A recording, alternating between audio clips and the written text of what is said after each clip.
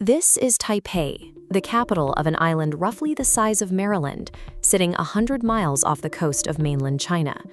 The historical friction here centers on a core contradiction.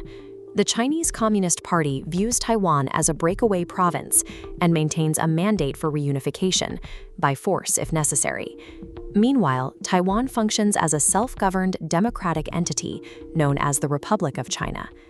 Because of Taiwan's integration into the global economy, a war in the Strait would trigger a systemic shock that moves rapidly from a regional crisis to a worldwide industrial halt. The island's physical footprint is small, but its strategic and economic leverage over the modern world order is entirely disproportionate.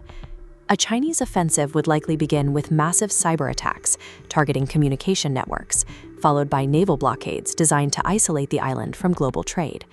Taiwan cannot match the raw scale of China's military. Instead, they employ the Porcupine Strategy, an asymmetric doctrine designed to make any landing attempt prohibitively expensive for Beijing.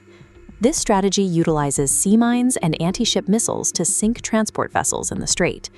If Chinese troops do make it to shore, Taiwan is prepared for prolonged urban combat across its dense cities and rugged mountainous interior. The objective is to guarantee a conflict so costly and slow that it functions as a credible deterrent, making the prospect of an invasion too high a price for the mainland to pay. The United States currently manages this tension through strategic ambiguity, a policy that provides Taiwan with defensive hardware without an explicit guarantee of direct military intervention. This creates a binary risk for Washington. Direct intervention could lead to a superpower war with the potential for nuclear escalation. Standing down, however, would likely result in China securing the island and a collapse in the credibility of U.S. security guarantees worldwide. Central to this geopolitical calculation is the Taiwan Semiconductor Manufacturing Company, or TSMC. This single company forms the core of Taiwan's silicon shield. Taiwan produces roughly 60% of the world's semiconductors, but the dependency is even more acute at the top. Over 90% of the most advanced microchips, the ones used in AI, military systems, and smartphones, come from this one island. If these foundries are destroyed, sabotaged, or captured and subsequently sanctioned, the global supply of these advanced chips would drop to nearly zero. Because these facilities cannot be quickly replicated, the loss of this production capacity would halt high-end manufacturing across the globe. The industrial consequences would be immediate. Production of smartphones and laptops would stop, data servers would go dark, and the Western defense sector would be unable to replenish smart weapons and advanced military hardware. The automotive industry, which requires a constant supply of both legacy and advanced chips, would face a shutdown of global manufacturing lines. Beyond technology, there is the matter of logistics. Nearly half of the world's container fleet and a majority of its largest ships pass through the Taiwan Strait. A naval blockade would force this traffic to reroute, creating massive supply chain bottlenecks and causing freight costs to rise sharply. G7 nations would likely respond with severe economic sanctions. Since China is deeply integrated into global trade, these measures would trigger mutual economic contraction and drive up inflation in every major market.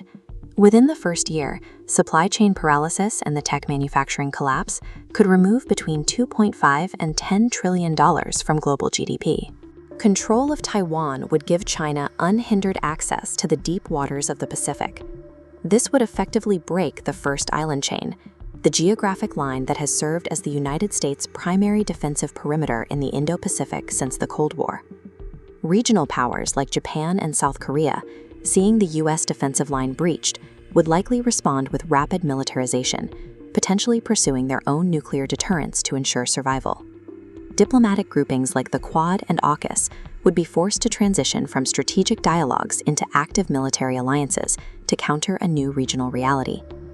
If the U.S.-led security order fails to maintain the status quo here, the regional balance of power would shift toward Beijing, forcing allies to renegotiate their security agreements and altering how influence is exercised in the Pacific. The reality of a Taiwan conflict is that there is no contained scenario.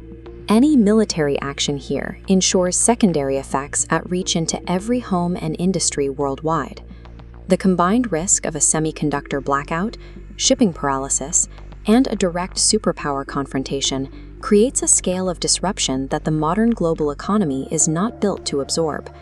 Survival in the modern world depends on maintaining a fragile status quo, a balance of deterrence that must hold to avoid global systemic shock.